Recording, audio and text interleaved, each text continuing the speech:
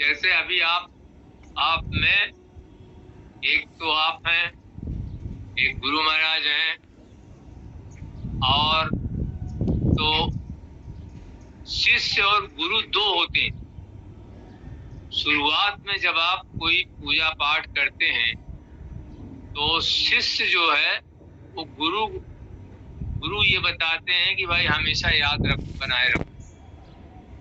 और तो किसको बता रहे हैं? शिष्य को।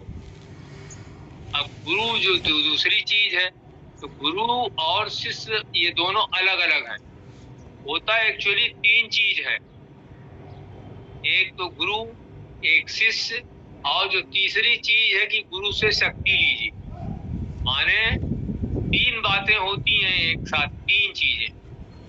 तो जब आप पूजा पाठ करते हैं तो पहले आप बैठते हैं अपने आराम से, तो शिष्य एक हो गए, और सामने गुरु जी को बैठाते हैं, दो हो गए। और गुरु जी के हृदय से जो पूजा का तरीका है कि प्रकाश लेना चाहिए अपने हृदय में, वो तीसरी चीज हो गई। माने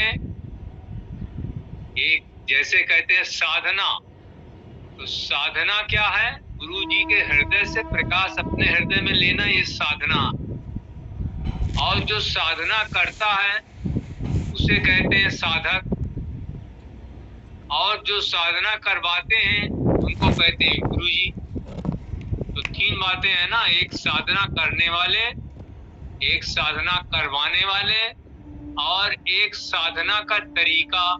जैसे गुरु के हृदय से प्रकाश लेना और शब्द सुनना एक तरीका हुआ। दूसरी चीज, उस तीन तरीके हैं हमारे यहाँ। गुरु के हृदय से प्रकाश अपने हृदय में लेना, और जो शब्द उन्होंने बताया हो, राम या ओम, वो अपने हृदय में लिख करके उस शब्द को सुनना, ये एक तरीका।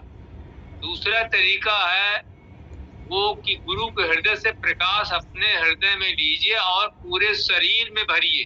अब पूरे शरीर में भर करके ऐसा ख्याल करिए कि पूरे ब्रह्मांड में वही प्रकाश भरा है। ये दूसरा तरीका है। और तीसरा तरीका जो गुरु लोग बताते हैं, वो कम लोगों को बताते हैं, वो ये बताते हैं कि आप हमारी शकल का अध्ययन करो। माने गुरु की शकल का अध्ययन करो। गुरु अपनी शकल का अध्ययन करने के लिए कहते हैं।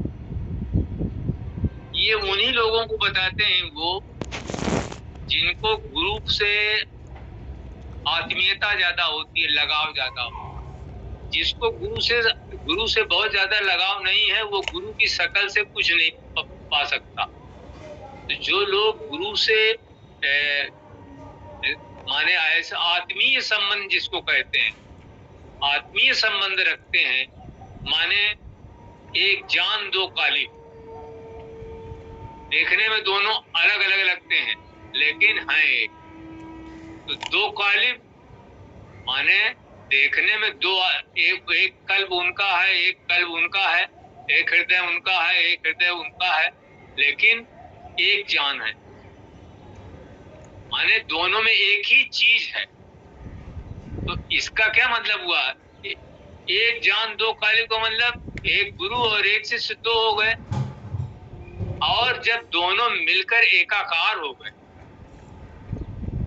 माने जैसे आपने प्रकाश लेना शुरू किया, आपने हृदय में गुरु से प्रकाश लिया और आप शब्द चाहे राम हो या ओम हो सुनने लगे। अब उस शब्द को सुनते सुनते कोई विचार आएगा जो आपको शब्द सुनने में से अलग कर देगा। फिर गुरु के हृदय से फिर प्रकाश लिए, जितने बार कोई दूसरा ख्याल आए, दूसरा विचार आए, गुरु के हृदय से फिर प्रकाश लीजिए और फिर शब्द सुनिए। एक अवस्था इसमें ऐसी आती है या आएगी कि जब आप शब्द सुनना शुरू करेंगे तो कुछ अरसे के बाद, कुछ समय के बाद ईश्वर की इच्छा हुई, गुरु की इच्छा हुई, तो आप जब शब्द को सुनने लगेंगे तो आप, वो दत्ता जी कहते थे धारा प्रवाहगत सुनिए। धारा प्रवाहगत का क्या मतलब होता है? माने बीच में कोई भी विचार ना आने पाए। ये गुरु कृपा पर भी है और आपकी भी कृपा पर है।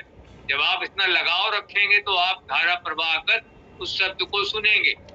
जब गुरु से ज्यादा संपर्क आपका है आत्मिक संबंध है, रात दिन उनका अध्ययन आप कर रहे हैं, तो धारा प्रवाह गत शब्द आपको हृदय में सुनाई पड़ेगा। और वो सुनते सुनते वो शब्द थोड़ा धीमा होने लगेगा।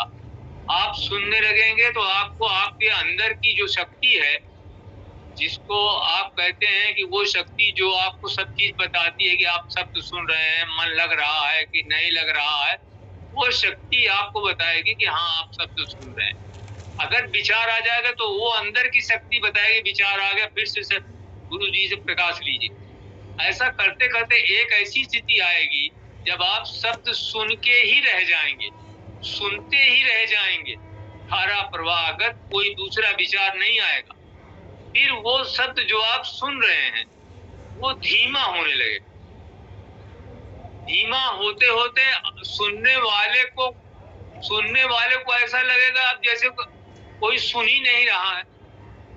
माने वो सुन तो रहे थे लेकिन शब्द के सुनने में इतने वो मशगूल हो गए, मिल गए कि अब वो लग रहा है न तो शब्द के सुनाने वाले गुरुजी दिखाई पड़ रहे हैं, उनका ख्याल आया है, न तो शब्द सुनने वाले का ख्याल है, और न तो जो प्रकाश लेकर के शब्द सुनने की बात थी वो तीनों का पता नहीं है कि साधक कौन है, साधना करने वाला का मतलब जो होता है साधक, गुरुजी कौन है, और साधना जो वो गुरुजी से प्रकाश ले रहे, तीनों एकाकार हो गए। तो इसमें क्या हो गया, इसी को एकाकारिता कहते हैं, महवियत कहते हैं, और इसी को वो स्थिति कहते हैं जिस स्थिति को लयता कहते हैं। जब गुरु शिष्य में इस तरह से एकाग्र होने लगे, इस तरह से उस तो कितना हुआ भाई, अब तक तो 3 लोग थे, एक साधना जो प्रकाश लेने वाली प्रक्रिया है, एक अब और दूसरा साधक जो साधना कर रहे थे, और एक जो साधना करा रहे थे गुरुजी जो प्रकाश दे रहे थे। तो ये 3 का क्या हो गया, एक हो गया कि नहीं। तो उसी तरह से जब गुरु और शिष्य साधना करते करते गुरु के गुण सब शिष्य में उतर जाते हैं, या साधना में ही जो गुरु जो शक्ति देते हैं वो शिष्य में बिल्कुल इस तरह से वो हो जाती है कि गुरु का न तो गुरु का ज्ञान शिष्य को रहता है, न शिष्य को अपना ज्ञान रहता है, तो दोनों मिल करके एक हो जाते, तो उसको कहते हैं कि दुई खत्म हो गई। माने जो 2 थे, जो उनको ज्ञान था कि 2 हैं, एक गुरुजी हमारे हैं भाई साहब, एक हमारे गुरुजी जैसे हैं दत्ता जी साहब, किसी के गुरु राणा जी साहब हैं, बड़े साहब हैं, सभी के, तो उस समय ऐसा लगता है कि गुरु और शिष्य मिलके एक हो गए। तो संत कबीर ने इसी बात को कहा है कि अब तक मैं था गुरु नहीं, अब तक मैं था गुरु नहीं, अब गुरु है मैं नाहीं, प्रेम गली अति सांकरी यामे द्वैन सम। ये प्रेम गली है, इसमें गुरु और शिष्य मिलकर एकाकार हो जाते हैं, और जब तक एकाकार नहीं हो जाते तब तक वो अपने लक्ष्य को नहीं पहुंच पाते। इसीलिए कहा गया है कि जो शिष्य है वो जब गुरु में एकाकार होने लगता है तो उसको या एकाकार हो जाता है तो उसको उस शिष्य को कहते हैं फनाफिल शेख। फनाफिल शेख का मतलब शेख माने गुरु, जो अपने गुरु में फना हो उसे फनाफिल शेख कहते हैं। और फनाफिल शेख के बाद वो शिष्य जो है फनाफिल्लाह हो जाता है। फनाफिल्लाह माने अल्लाह में फना हो जाता है, ईश्वर में फना हो जाता है। तो पहले गुरु की याद करते करते दुई खत्म होती है तो शिष्य जो है वो गुरु में लय हो जाता है, गुरु में एकाकार हो जाता है, तो उसको कहते हैं फनाफिल शेख। और दूसरी स्थिति क्या होगी, फनाफिल शेख जो गुरु में लय हुआ नहीं कि उसी के बाद तुरंत पता चलेगा वो ईश्वर में लय हो गया। इसीलिए कहा जाता है हमारे यहाँ की पूजा गुरु में लय होने की अवस्था। वो लय होना कैसे होगा, चाहे आप शब्द का अभ्यास करिए, उससे भी शब्द डिजॉल्व हो जाएगा, कुछ देर में उसका सुनाई नहीं पड़ेगा। उस समय शब्द जब लापता हो जाएगा तो जो शब्द का अभ्यास कर रहा है वो भी, उसको भी अपना ज्ञान नहीं रहेगा, गुरु का भी ज्ञान नहीं रहेगा, तीनों मिलके एकाकार हो गए। ऐसे अगर प्रकाश से शब्द प्रकाश ले रहे हैं गुरु जी से, प्रकाश में भी यही होगा प्रकाश लेते लेते, वो प्रकाश अपने अंदर भरते भरते, हृदय में लेते लेते वो स्वयं प्रकाश युक्त हो जाएगा, या पूरे ब्रह्मांड में प्रकाश फैल जाएगा। आपको पता ही नहीं रहेगा कि प्रकाश फैला हुआ है। तो वो भी एकाकारिता हो गई। और गुरु की शकल को याद करते करते, तीसरा तरीका ये, गुरु जी इसको अपनी शकल बताते, तो गुरु की शकल को याद करते करते गुरु की शकल भी लापता हो जाती है और शिष्य भी लापता हो जाता है कि कौन याद कर रहा था, किसकी याद कर रहा था, दोनों लापता हो जाते हैं। ये भी एकाकारिता।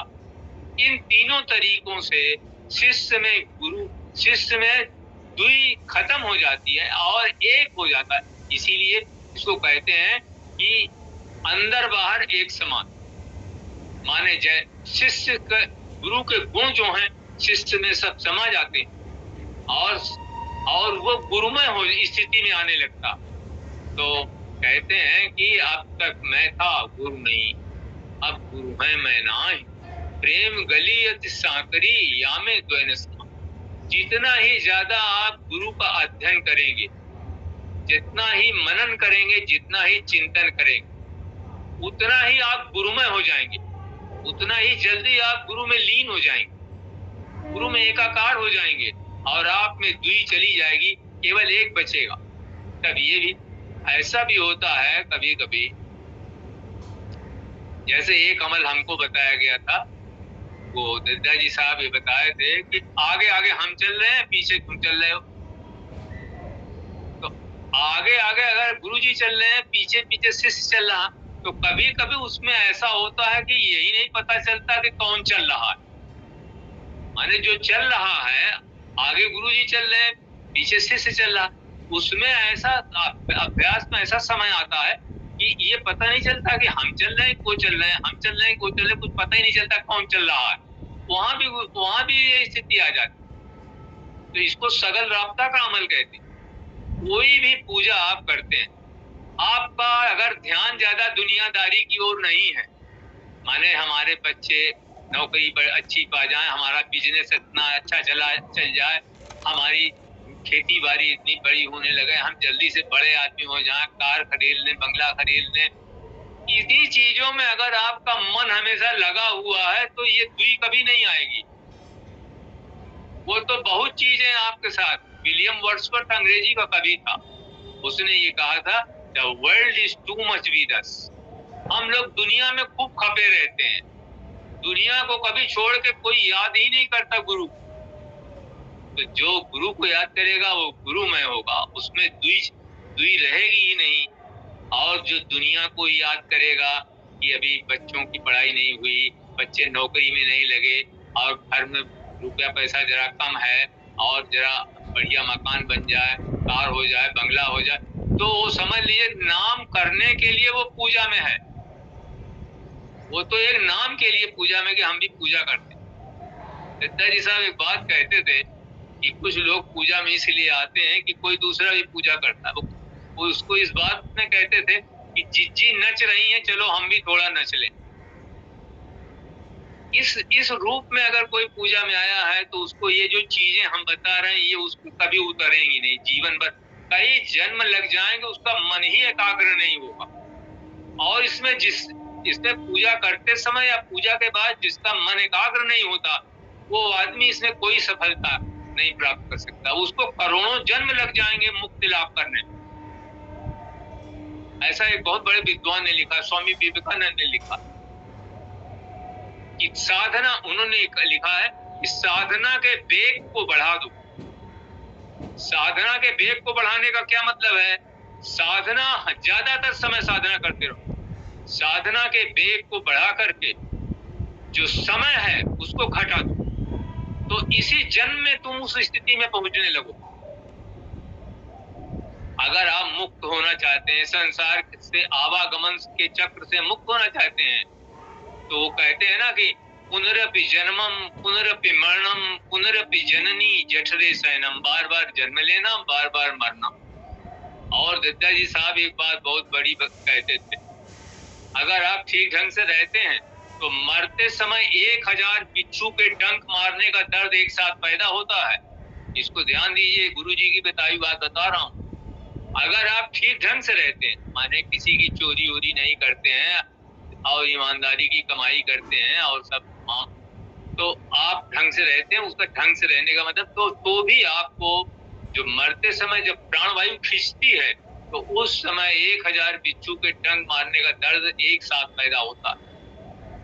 और अगर आपने जीवन में अनाप शनाप काम खूब किए हैं तो 10,000 बिच्छू के डंक मारने का दर्द एक साथ पैदा हो। उस दर्द और उस पीड़ा, इसलिए तुलसीदास जी ने रामायण में लिखा हुआ कि जन्मत मरत दुसह दुख, जन्म लेते समय और मरते समय बहुत दुख होता है, बहुत कष्ट होता है, लेकिन फिर भी लोग जन्मते रहते हैं, मरते रहते हैं क्या, और हमेशा जो है नए भोग बनाते रहते हैं। पुजारी को ये चाहिए कि पुराने भोगों का भोग भोग ले बिना रोए गाए। पुराने भोगों का जो भोग मिल रहा है दुख के रूप में, उसको बिना रोए हुए, दुखी हुए उसको भोग ले और नए भोग न बनाए, नए गलत काम न करे जिससे भोग बन जाए। जितना ही आप इसका ध्यान रखेंगे कि हम सत्संग में हैं, हमें कोई नया भोग नहीं बनाना है, हमें कोई बुरा काम नहीं करना है, हमें कोई ऐसा काम नहीं करना है कि कोई हमारे गुरु पर उंगली उठाए या हमारे ऊपर उठाए कि देखो भाई सत्संग में जाता है और ये आदमी हर अच्छा बुरा काम सब खूब करता है, तो इससे आपका नुकसान है, ये तो आखिर में पता चलता। और आप बताएं, ये गोस्वामी जी ने भी लिखा है कि मृत्यु के समय जो आखिरी विचार आएगा आपको, आखिरी सांस जो आएगी, उस सांस में जो विचार होगा उसी तरह से आपको योनि प्राप्त हो जाएगी। जैसे आखिरी सांस में आप अपने बाल बच्चों का ख्याल कर रहे हैं तो आपको फिर से इस पृथ्वी पर जन्म हो जाए। आखिरी सांस कहते खाली जानी चाहिए। अंतमति सोगति, ये तुलसीदास जी लिखते हैं, अंतमति सोगति। अंत सांस जो है, आखिरी सांस जो है, वैसे गति होगी। तो आप अपने को तैयार करिए कि हमको एक दिन ऐसा आएगा हमारे सामने जब मृत्यु आके सामने खड़ी हो जाए और उस समय कोई याद नहीं आएगा। उस समय जिसको आप याद करें, अगर उस समय जब मौत सामने खड़ी हो, अगर आपको गुरु की याद बराबर बनी रहे, तब तो आपका काम बन गया। लेकिन एक विद्वान ने लिखा है, वो इतनी तेज दर्द होता है उस समय कि किस गुरु की याद ही बिरले लोगों को ही आ पाती है जिन्होंने अपने को गुरु में फना कर रखा। जो गुरु में हो चुके हैं, जैसा अभी मैं बता रहा था, दुई हट जाती, पता ही नहीं चलता कि हम हैं कि गुरु जी। और जो गुरु की शकल की पूजा करने वाले लोग, जिनको गुरु जी अपनी शकल की पूजा बताते, उसकी पहचान ये है कि आईने में आप अपनी शक्ल देखेंगे तो कभी आपको अपनी शक्ल नहीं दिखाई देगी, गुरु की शक्ल दिखाई देगी। ये बिल्कुल सत्य चीज है। जो गुरु की शक्ल की पूजा करते हैं, आमतौर से गुरु जी अपनी शक्ल की पूजा बताते नहीं, लेकिन अगर किसी को बता दिए तो उनकी शक्ल की जो पूजा करते हैं, तो आईने में तो गुरु की शक्ल आपको कभी नहीं दिखाई देगी, अपनी शक्ल नहीं दिखाई देगी, वहां गुरु की शक्ल दिखाई देगी। और फिर एक स्थिति ऐसी आएगी जब आईने में न तो आपकी शक्ल दिखाई देगी न गुरु की शक्ल देगी, आईना आईना दिखाई देगी। वो दुई नहीं है, वो एकाकार हो गया, शिष्य गुरु में लय हो गया, और इस स्थिति को लय अवस्था कहते हैं। और यही जब दोनों में जरा भी विलक्षणता अलग नहीं होते दोनों, तो इसको बका कहते हैं। जब गुरु और शिष्य, जैसे गुरु की याद करते करते गुरु थोड़ी देर के लिए, शिष्य गुरु में थोड़ी देर के लिए लय हुआ, फिर अलग हो गया, तो ये लय अवस्था। लेकिन एक अवस्था इसमें ऐसी आती है, जब एक बार लय हुआ तो लय हो ही गया, फिर दोनों में कोई अलगाव नहीं होता कि दोनों अलग हो जाए, वो स्थिति बका कहलाती। बका का नाम कोई भूल कर नहीं लेता, तेरे तरीक ने चौंका दिया जमाने। यही सच्चा जीवन है, बका की हालत को प्राप्त कर लेना सच्चा जीवन। दत्ता जी साहब एक बहुत रिमार्केबल लाइन कहते थे, बहुत महत्वपूर्ण लाइन। वो ये कहते थे, पूजा करते करते जब विचार का आना ही बंद हो जाए तो समझ लो वो स्थिति तुम्हारी बहुत अच्छी। विचार उठवे नहीं करे, कोई विचार न हो, कोई विचार ही नहीं आ रहा, आप बैठे कोई विचार नहीं आ रहा। जो बड़े बड़े संत महात्मा हैं वो बैठे रहते हैं, उनको विचार नहीं आता। चाचा जी जी जी, आप कह रहे बका का कोई भूल के नाम नहीं लेता, तो ये बताओ बका का क्यों नाम नहीं लेता? इसलिए नहीं लेता कि बका कोई मामूली चीज नहीं है उसको हासिल करना, इसलिए कोई भूल कर नाम नहीं लेता। सब बका के पहले वाले में ही चले जाते हैं। लय अवस्था प्राप्त कर लो, यही बहुत है। ऐसा हो जाए कि आप और गुरु में अलगाव है, हो ही नहीं, दोनों मिलकर एक हो गए हैं, कभी दोनों अलग नहीं होते, तब वो बका की स्थिति है। और लय अवस्था में क्या होता है, जब लय अवस्था शुरू होती है तो थोड़ी देर के लिए एक दूसरे से मिलते हैं, फिर विलकता हो जाती, अलग हो जाती, फिर एक हुए, फिर अलग अलग हुए, फिर एक हुए, फिर अलग हुए। और ये स्थिति तब बका में बदल जाती है कि एक अवस्था ऐसी आती है अब अलग होते ही नहीं, दोनों मिलके एक हो गए।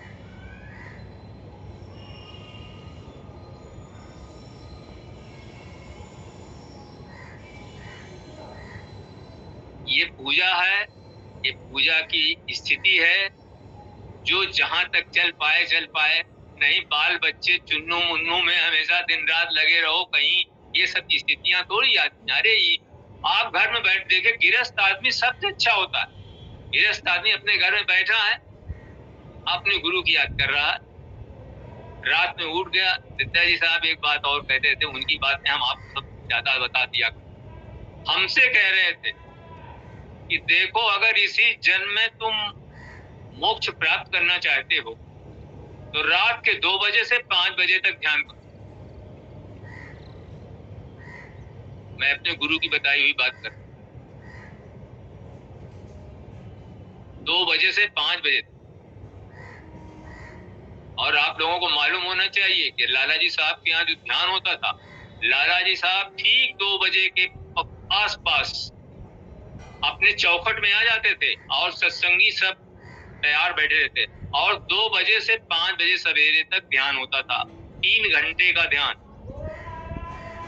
लाला जी साहब के यहाँ। चच्चा जी साहब 3:15 बजे सवेरे से 10:30 बजे तक ध्यान करते थे, एक साथ 3:15 बजे सवेरे मॉर्निंग, जो बहुत 3:15 बजे था, और 10:30 बजे, माने लगभग 7.25 घंटे का ध्यान चच्चा जी साहब एक बार करते थे। तब इतने समर्थ सदगुरु पैदा होते हैं, तब वो हम लोगों को राह दिखाते हैं, हम लोग उस राह पर चलते हैं। और हम लोग तो अपना आटा दाल चावल बाल बच्चे नौकरी चाकरी इसी की चर्चा उनसे करते हैं। ये तो ऐसे शिष्य, ऐसे लोग देखिए, बाबूजी साहब के यहाँ केवल 2 लोग थे जिन्होंने उनसे ये चीज हासिल की थी, एक तो बड़े साहब और एक छोटे साहब। गीता भी कह रही है ऐसा, गीता भगवान कृष्ण कह रहे हैं कि सहस्त्रों मनुष्यों में कोई एक इस मार्ग पर चलता है, मनुष्याणाम सहस्रेषु कश्चित् तत्सिद्ध है। सहस्त्रों मनुष्यों में कोई एक इस मार्ग पर चलता है, और उन चलने वाले लोगों में कोई एक मुझे तत्व रूप में जान पाता। मनुष्याणाम सहस्रेषु कश्चित् तत्सिद्ध है, यत्तमप्सिद्धानाम कश्चिन् माम वेति तत्वतः। कोई एक मुझे तत्व रूप में जान पाता। ये इस चीज की जो आप लोग कह रहे थे अंदर बाहर एक समान, जब शिष्य गुरु में लय हो जाता है तो वो एकाकार हो जाता, एक समान। एकाकार माने एक समान हो जाना, एक तरह का हो जाना गुरु से। उसमें महवियत आ जाती है, इस्तिगराक आ जाती है, समाधि की ऊंची अवस्था आ जाती है, और तब उसको अपने गुरु के अलावा कुछ दुनिया में दिखाई नहीं पड़ता। बाल बच्चे, दुनिया, धन दौलत, रुपया पैसा, हाथी घोड़े, कार बंगला, उसको इन चीजों से कोई रुचि नहीं रहे।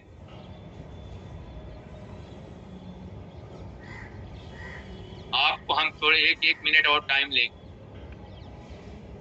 ये जो गुरु, जो रविदास जी थे, रविदास जी संत थे और जूता बनाते थे, जूता गांठते थे। एक फकीर से उधर से गुजरा, उसने कहा जरा रविदास जी से मिलते चलें। देखा तो इतना बड़ा फकीर और जूता बना रहे थे। तो उस फकीर ने कहा कि रविदास तुम जूता क्यों बना रहे हो, तुम्हारे पास रिद्धियां सिद्धियां हैं। तो उन्होंने कहा उन संत के पास पारस पत्थर था, पारस पत्थर से अगर लोहे को आप स्पर्श करा दो तो लोहा सोना हो जाता है। तो उन्होंने कहा देखो हमारे पास पारस पत्थर है, ये ले लो और लोहे में स्पर्श करा दोगे तो पूरा लोहा सोना बन जाएगा, तुम धनी हो जाओगे, आराम से बंगले में रहना, आराम से बढ़िया घर बना देना और ये जूता उता बनाना बंद कर देना। तो उन्होंने कहा कि भाई हम इसका क्या करेंगे, हम इन चीजों से हमसे कोई मतलब नहीं है। तो वो जिस कुटिया में बना रहे थे जूता, कहीं इसको कहीं रख दें कि आप ले लो, कहने हम अपने हाथ में नहीं लेंगे, तो आप इसी कुटिया में अगर रखना चाहते हैं तो कहीं रख दीजिए। उन्होंने रख दिया। फिर साल भर बाद वो फकीर लौटे कि देखते हैं रविदास का घर तो बड़ा महल बन गया होगा, बहुत उसने तो अमीर आदमी बन गया होगा रविदास। तो जब जाके देखा तो उन्होंने पूछा कि रविदास हाँ ये तुमने कुछ बनाया नहीं, हमने जो आपको पारस पत्थर दिया था आप वैसे के वैसे हो। तो उन्होंने कहा हाँ भैया हमको करेंगे क्या, हम पारस पत्थर और सोना चांदी। तो उन्होंने कहा आप अपना पत्थर ले लीजिए, पारस पत्थर जहाँ रखा हो उसको ले लीजिए। तो उन्होंने बताया कि कहाँ रखा है, तो क्या आपने जहाँ रखा हो निकाल लीजिए, हमने उसको छुआ नहीं। तो उन्होंने अपना पारस पत्थर ले लिया और उन्होंने कहा रविदास अब कुछ ही समय बाद तुम्हारा जूता बनाना बंद हो जाएगा, और वो चले गए। आपको मालूम होगा, आप लोगों को, राजघराने की कन्या थी मीराबाई और उनके गुरु रविदास, उनमें वो तत्व आ गया। सभी लोगों को मैं प्रणाम करता हूँ, सभी भाइयों बहनों से।